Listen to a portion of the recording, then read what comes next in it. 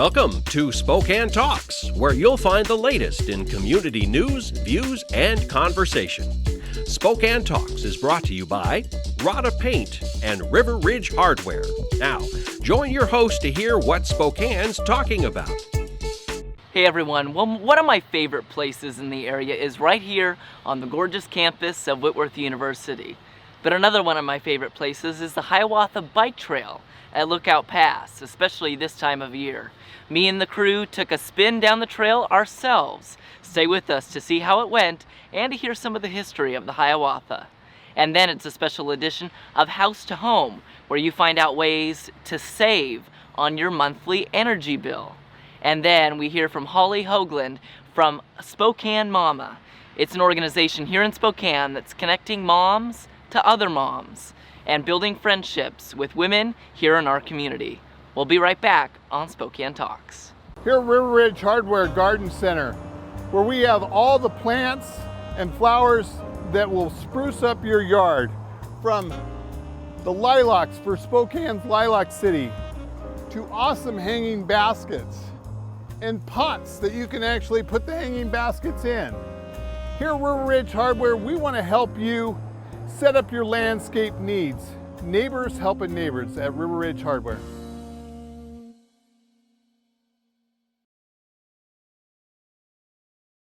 Well, isn't summer a great time to enjoy all that the Inland Northwest has to offer? Just take a look behind me. Gorgeous. We're here at the Hiawatha Bike Trail, and it's been named one of the most beautiful scenic bike trails in America. Pretty impressive to have that right here at home in the Inland Northwest. And take a look at why the Hiawatha is such a special place.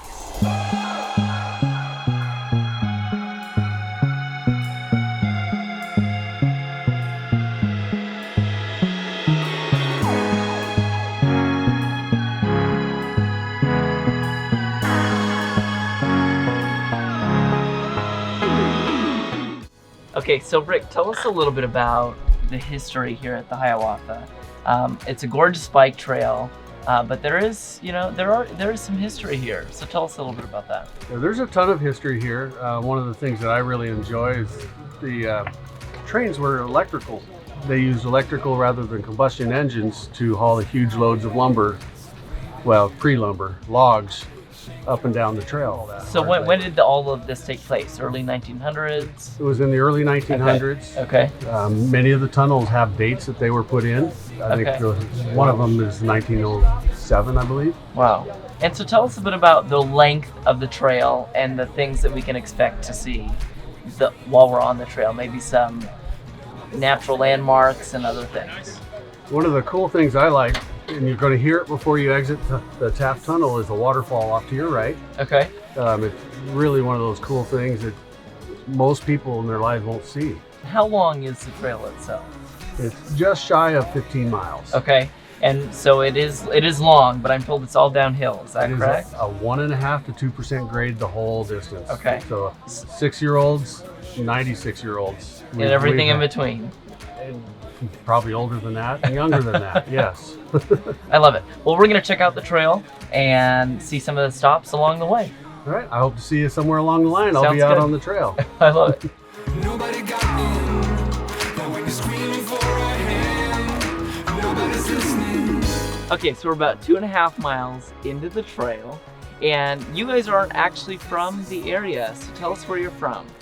I'm now from Cheney, originally from Colorado. Denver, Colorado. Denver, and what brought you to the Hiawatha? How'd you hear about it? A Google search. A Google search. Things to do in the area. Yeah. And it's gorgeous, isn't it? It is. Beautiful. It's amazing. And just even coming out of that first tunnel after the first 1.5 miles of the trail, and there's a waterfall on the right, it's stunning. Especially, and it really highlights the area, I think. So when you were looking for things to do in the area, what kind of things are you looking for? Are you mostly looking for biking stuff? Are you looking for hiking stuff? What are your favorites? We like anything that's adventurous. We've been Right. friends for a while, so we like to go. Gone to Moab together and coming out to visit her. It's like the hiking and the biking. And is all this those your things. first time on the Hiawatha thing? Yes. It's It's gorgeous. It is. So far, It's so amazing. Yeah. It'll be a great trail, and best of luck on the last 13, 12 miles. Thank you. you. We might need it.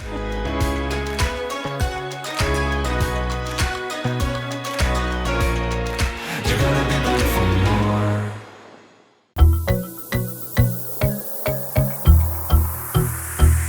This is the view from Clear Creek Trestle. Okay, and this is the last trestle on the trail. Yes, this is So last tell one. us a little bit about how many people come and visit the trail every year and your guys' setup throughout the year, because obviously you can't have the bike trail open year round. So what do things look like for you all? Well, we typically open the third weekend in May, Okay. and we close the third weekend in September. And this year it was the 24th of May to the 22nd of September. Okay. Yeah, it's awesome. It's open 7 days a week. The trail opens at 8:30 and it runs through 5 o'clock. And oftentimes we're enjoying guests that are still here past that. And it's all downhill. It's all downhill, 15 miles, all downhill. Makes it a very family-friendly ride. It does. And you know, speaking of that, I've seen people on our ride today from ages of 4 into their 90s. We have a lot of riding on the trail. 5-year-olds that are capable. If they've been able to ride around the neighborhood a couple times, they can come out here on their fixed speed, small tire bikes, and they can rock the whole trail. Other times, parents are smart. They'll get a Burley trailer. They'll carry the kid's bike on the back of the trailer. He'll ride or she'll ride part of the trail, and then they'll give him a ride when the kid gets tired. And I it love still it. allows them to have fun and make it enjoyable for the children. I love it. And how many people do you think visit the trail every year? Well, we had 53,000 was our record. It was last year, and we've Wow. been continuing to grow every year. So that's one of the things we're looking to have another record season this year. And you know, I found today that it's really not just an attraction for Inland Northwest residents, because this morning we met some ladies from Denver, Colorado, and some people from other countries, and it's really kind of a worldwide event. It's an internationally recognized trail. It's one of 15 national treasure in terms of Rails to Trails. Rail Trail Hall of Fame is one of 15 members, and we literally see people probably from 60 or 70 countries every year. Certainly a strong percentage of our riders are going to come from the Inland Northwest because of clout. I love it. And tell us a little bit about kind of your process and your activities the rest of the year, because you're doing some ski stuff during the winter months, right? Well, yeah, Lookout Pass is where we start people. They pick up their pass, trail passes, their bikes and stuff at Lookout Pass, and that's a ski area. And it's operated right there in the pass, I-90, exit 0. So the ski area straddles both the Montana side, like the trail, and the Idaho side. Okay. So you have the opportunity to, and we operate off Pacific Standard Time Zone, but you are crossing a time zone here on the trail as well as at the ski area. You pass back and forth. I love it. Matt, I look forward to the rest of the trail. Thank you, And I yeah. hope you'll come check it out this summer. It's absolutely gorgeous. You don't want to miss it.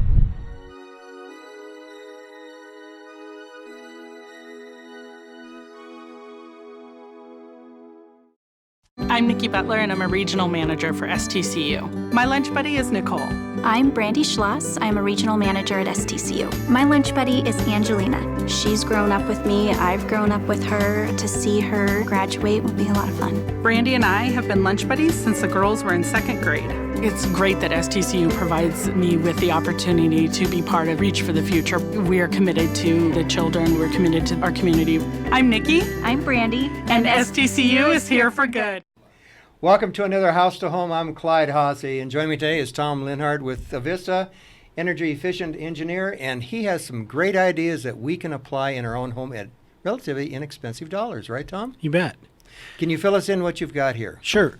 I brought in a couple of devices here that are low cost, but really can help your home. Right. If you have some can lights, and sometimes people have can lights that are on an angle, like they're on a ceiling going up sideways. This particular can light has the ability to change the turret, so you can point that can. You can actually adjust it to where you're sitting, right? Yeah, you can point it down. And these can lights are starting to be less and less money all the time, so good thing to take a look at. And you don't have to change the bulbs as often either, because a lot of can lights are up high where you need a special ladder. So these are really good, folks. You have to use those.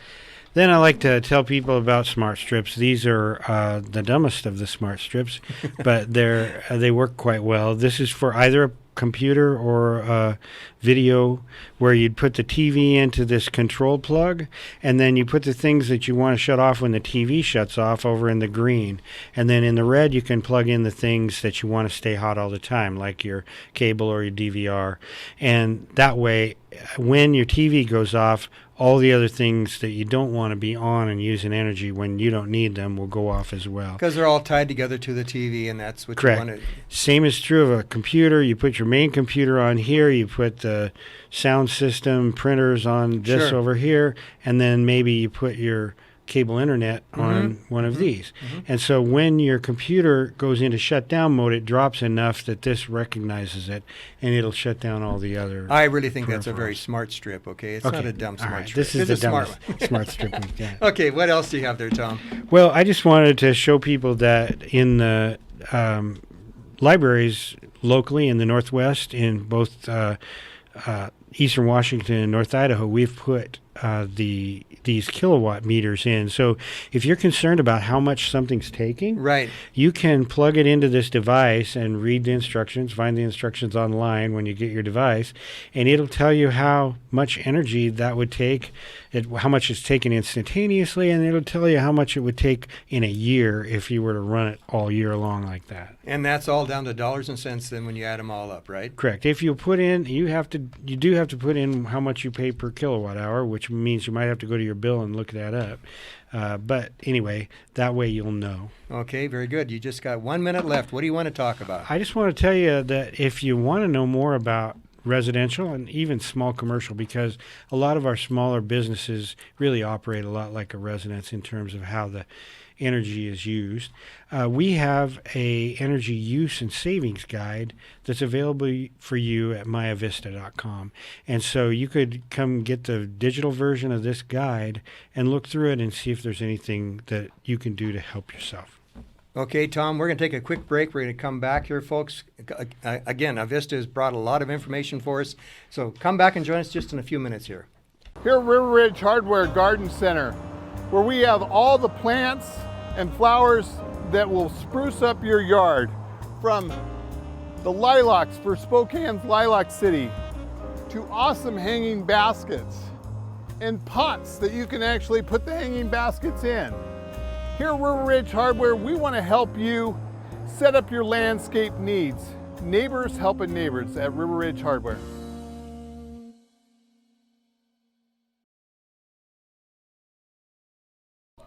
Welcome back, folks. I'm Clyde Haase with House to Home, and again, I'm Tom Lienhard with Avista, energy efficient operations at Avista.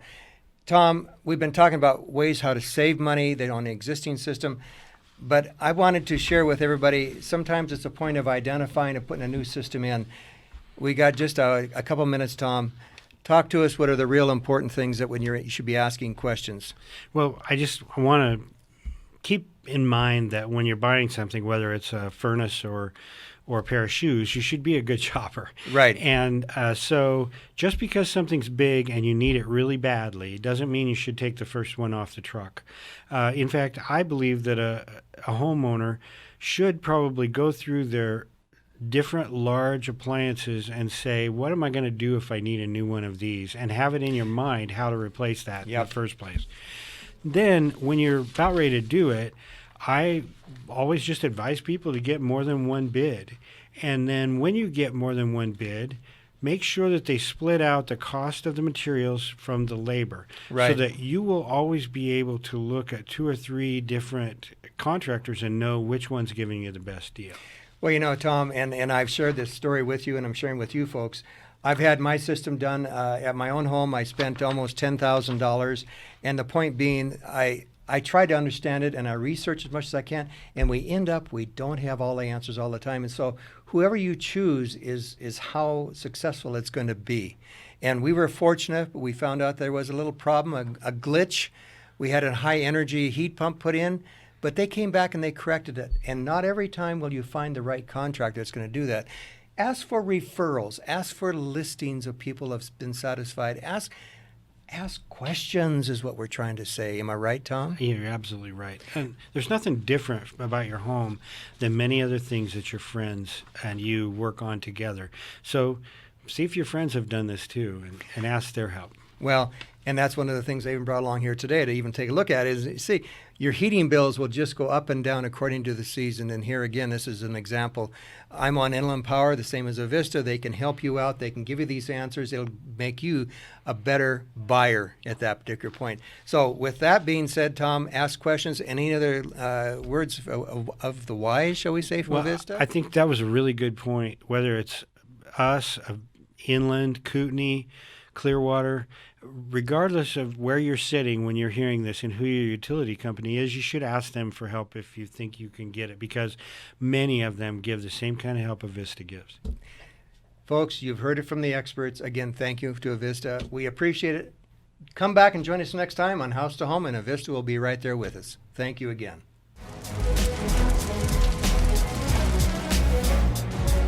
This is Looms Day in Spokane. We got about 40 firefighters and their friends and family handing out 40,000 cups of water as the day goes by. It's a very good opportunity to see the public and support them and help them out and cheer them on during Blooms Day. It's one of the best things about Spokane is that we have these major events and the whole community comes together not just to participate, but to volunteer and show that they really care about our city and making our city look great.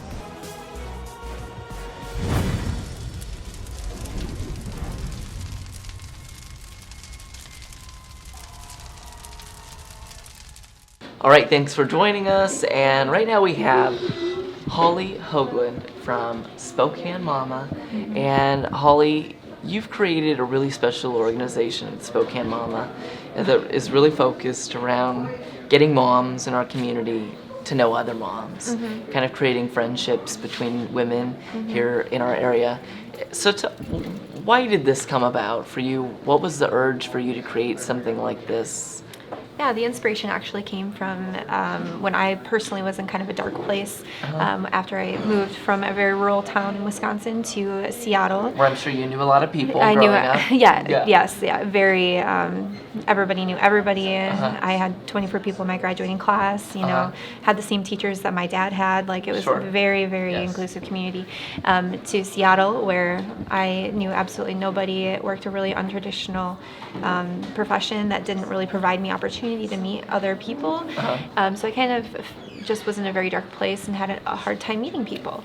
So, kind of fast forward a few years after I had my two sons, I found myself kind of in that same place and was really just craving opportunity. So opportunity to meet other women. So that's kind of where Spokane Mama, I just kind of started on social media on Facebook, and then last October we applied for a 501c3 to become a nonprofit, and then I built a board of 7 people, and here we are. So. And this didn't begin all that long ago. No. You mentioned in 2017, yeah, you kind of really kicked things off with Spokane Mama. Yeah. Were you expecting it to be what it is today? Not really. I had no idea what I was starting when I first started doing Spokane Mama. I didn't have plans for it to be a nonprofit. I didn't really have plans to host events, but here we are, and it just kind of evolved into this thing that Spokane really needs and the moms of Spokane need. So absolutely. And tell us about the events that you guys put on for moms. You mentioned that a lot of them are free. Yeah, completely free, a lot of them. We host park play dates that are kid-friendly, that are super casual and just kind of come and hang out. But then we also host quarterly Mom's Night Out, which is a little more structured, and also completely free unless you wanted to buy something to eat or something to drink. Sure. But at some of those we've done speed dating, we've done yoga, we've done fitness classes, different things. We like to kind of be creative, and we've done like paint nights and things like that. And as much as I'm sure it is an excuse for mom to meet other women who might be going through some of the same things that she is, it's also kind of an escape.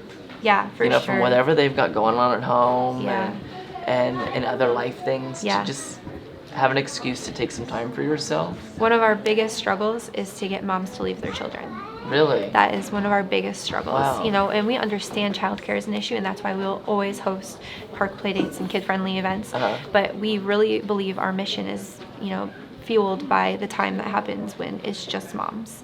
And we even have rules at some of our events that you can't talk about your kids, because we find it's so important for moms to get away from that, like you said, and really just live for themselves and be social. And we're going to talk more about this when we come back on Spokane Talks. Stay with us.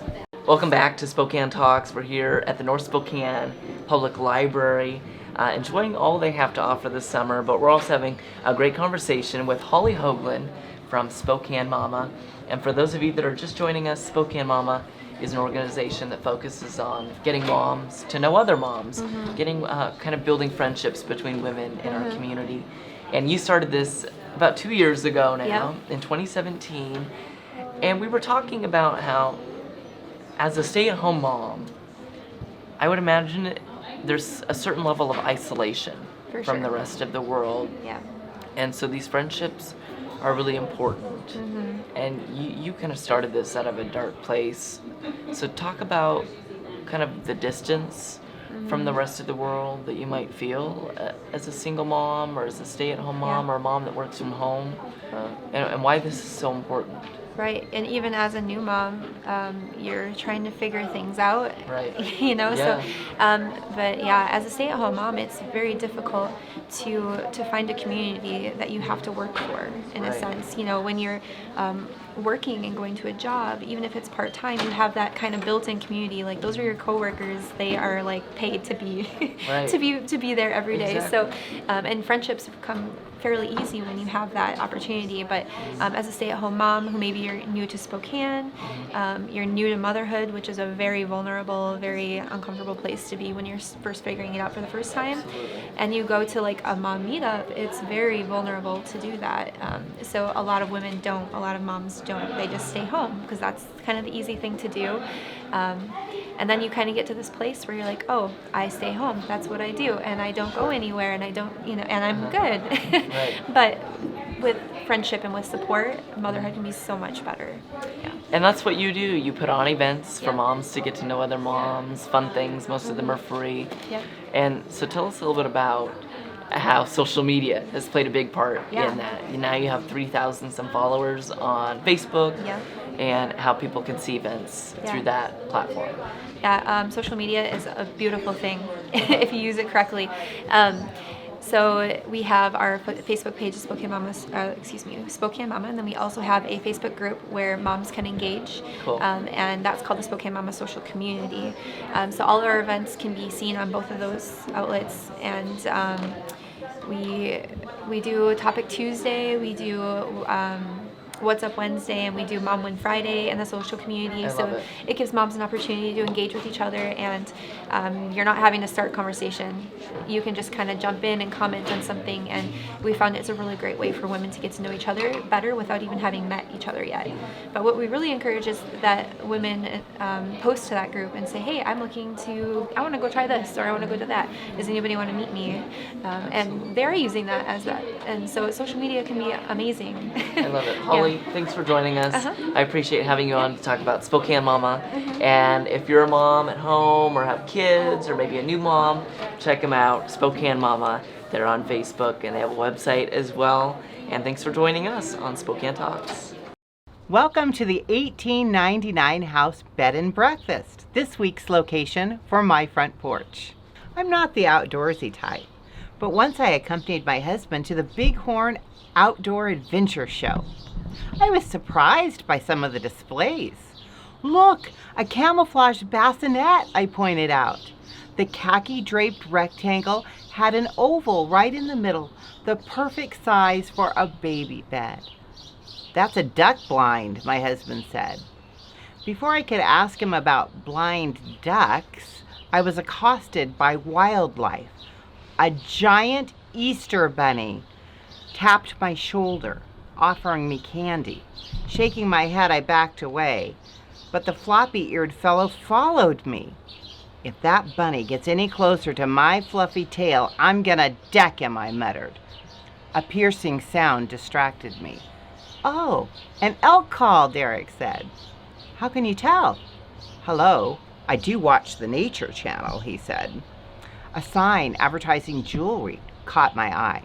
The first necklace I picked up showcased a tarantula suspended in glass.